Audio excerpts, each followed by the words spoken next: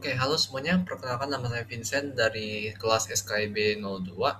Hari ini saya akan menjelaskan analisis kondisi energi berkelanjutan global dan Indonesia menurut data dan analisis yang saya buat sendiri. Oke, nah jadi ini adalah pokok pembahasan kita pada video kali ini, mulai dari definisi energi berkelanjutan hingga analisis dan kesimpulannya. Oke, jadi kita mulai dulu dari apa sih energi berkelanjutan itu? Jadi yang dimaksud dengan energi berkelanjutan adalah segala bentuk energi pendukung kehidupan manusia yang dapat diperbaharui tanpa harus mengancam keberlanjutan kehidupan manusia di masa depan. Contohnya seperti apa? Energi angin, air, surya, energi nuklir mungkin, dan energi-energi lain yang tidak mengancam baik manusia maupun lingkungan. Dan energi berkelanjutan ini sendiri juga diukur berdasarkan analisa atau asesmen dari LCA atau Open LCA. Jadi jika misalkan LCA-nya juga tidak baik, maka tidak bisa disebutkan tidak bisa digolongkan sebagai energi terbarukan atau berkelanjutan. Dan ini adalah cadangan energi fosil global yang tersisa di dunia. Bisa kita lihat bahwa minyak atau oil itu akan habis sekitar dalam 26 tahun, gas akan habis sekitar dalam 36 tahun, dan batu bara yang biru akan habis sekitar dalam 70 tahun lagi. Jadi sangat-sangat sedikit ya teman-teman. Nah, berikutnya apa sih tantangan yang saat ini sedang dihadapi oleh sektor energi berkelanjutan? Jadi saat ini energi berkelanjutan global sedang dihadapi dengan tantangan yang cukup sulit, di mana mereka diminta untuk memenuhi permintaan energi yang tinggi, sedangkan di waktu yang bersamaan mereka juga dituntut untuk menekan emisi gas rumah kaca atau GHG. Nah, nah sedangkan menurut IEA atau International Energy Agency, sebanyak 70% listrik global itu masih dikendalikan atau dihasilkan oleh bahan bakar fosil atau PLTU sederhananya. Jadi eh, bayangkan saja energi berkelanjutan harus mengganti sekitar 70% untuk menekan gas rumah kaca, itu kan hampir tidak mungkin diselesaikan dalam waktu yang cepat gitu. Lalu permasalahan berikutnya atau dalam masalah development itu saya ambil dari kasus photovoltaic cell di mana daya penyimpanan baterainya yang tidak mungkin disimpan dalam waktu yang sangat lama. Karena berdasarkan hasil pengamatan, manusia itu menggunakan lebih sedikit energi, maaf, pada saat musim panas dan akan menggunakan energinya lebih banyak pada saat musim dingin. Dan selanjutnya energi berkelanjutan pun menghadapi beberapa masalah seperti di bidang infrastruktur, regulasi, dan dengan institusi penelitian.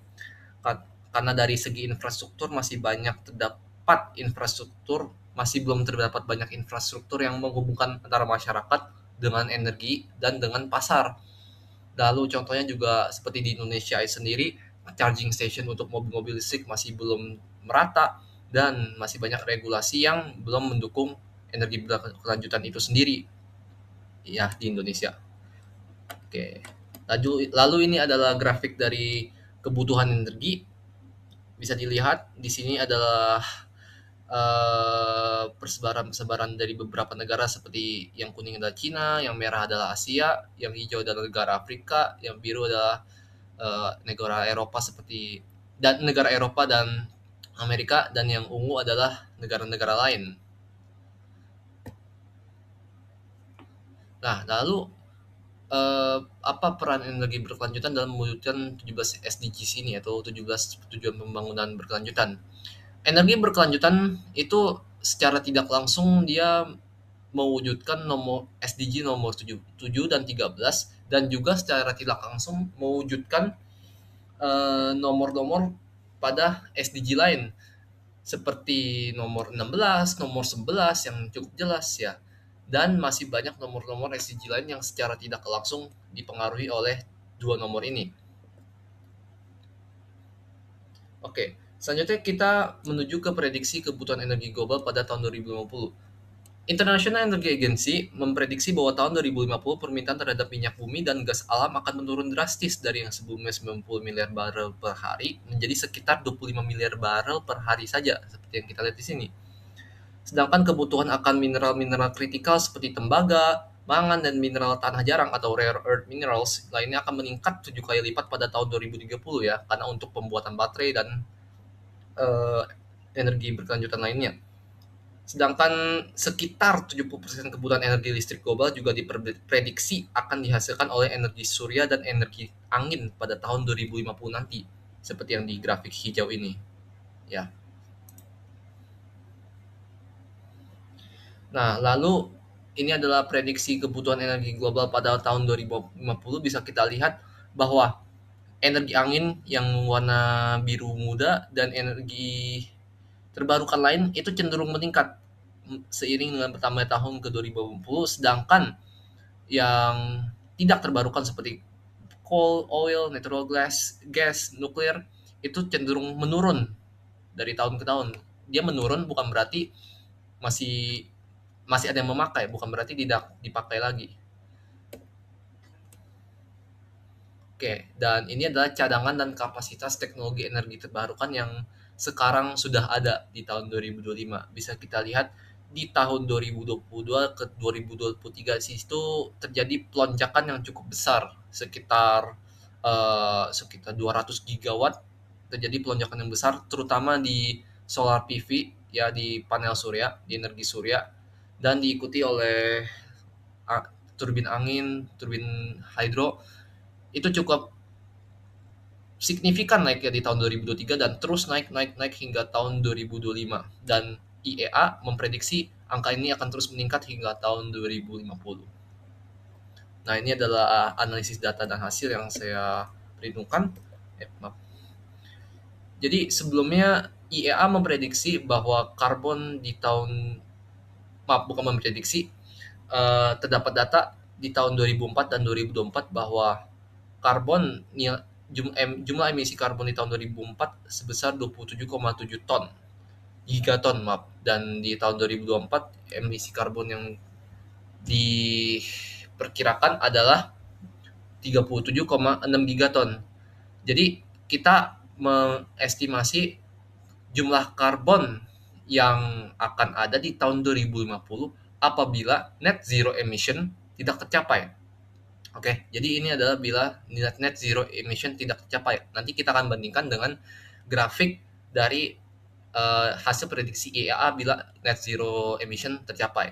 Nah, jadi di sini apabila kita menghitung, kita akan dengan teori baris geometri dan juga dengan prediksi dengan metode Bau dan step dari IPCC dan juga IEA, kita akan dapat bahwa compound annual growth rate-nya sebesar 1,539%, yang artinya kenaikan karbon tiap tahunnya adalah sekitar 1,54%. Dan jadi kita masukkan angka ini ke persamaan geometri yang untuk tahun 2050 dengan patokan tahun 2004, itu kita akan dapat bahwa di tahun 2050 akan terjadi peningkatan karbon sebesar 55,92 gigaton apabila net zero emission tidak tercapai. Oke. Nah, jadi inilah grafik perbandingan apabila net zero emission tercapai dan tidak. Bisa kita lihat di sini. Bila tidak tercapai maka grafik cenderung linier dan apabila tidak tercapai maka ini adalah prediksi IEA bahwa karbon akan menurun terus mendekati nol hingga tahun 2050. Nah, untuk energi berkelanjutan di Indonesia sendiri itu cukup berbeda dengan dunia internasional. Kita sendiri menargetkan net zero emission tercapai di tahun 2060, yakni 10 tahun lebih lambat bila dibandingkan dengan target global. Kemudian konsumsi energi di sektor industri lokal juga meningkat hampir 9% pada tahun 2023 dengan perkiraan kebutuhan energi sebesar 556 MBOE atau sekitar 3,4 exajoules. Cukup besar untuk seukuran negara seperti Indonesia. Dan sektor industri Indonesia juga diperkirakan menyumbang setidaknya 460 megaton karbon dioksida pada tahun 2023 yang meningkat hampir 5% dibandingkan pada tahun 2022. Lalu sekitar 73% dari emisi tersebut berasal dari konsumsi energi fosil. Hampir semuanya dari energi fosil. Bisa kita lihat dari grafik ini pergerakan dari emisi karbonnya itu cenderung meningkat. Hanya terjadi sedikit penurunan saat COVID-19. Ya, di sini tidak menggunakan asumsi bau ataupun step oleh IPCC dan iya. Oke, jadi kesimpulannya, transisi energi bukanlah sebuah tren ataupun pilihan, melainkan sebuah kewajiban yang harus kita ambil untuk menjaga kondisi dunia dan membuat dunia ini menjadi lebih baik. Lalu juga diperlukan kesadaran masyarakat global serta kebijakan dan regulasi pemerintah yang ketat untuk mendukung tercapainya net zero emission 2050.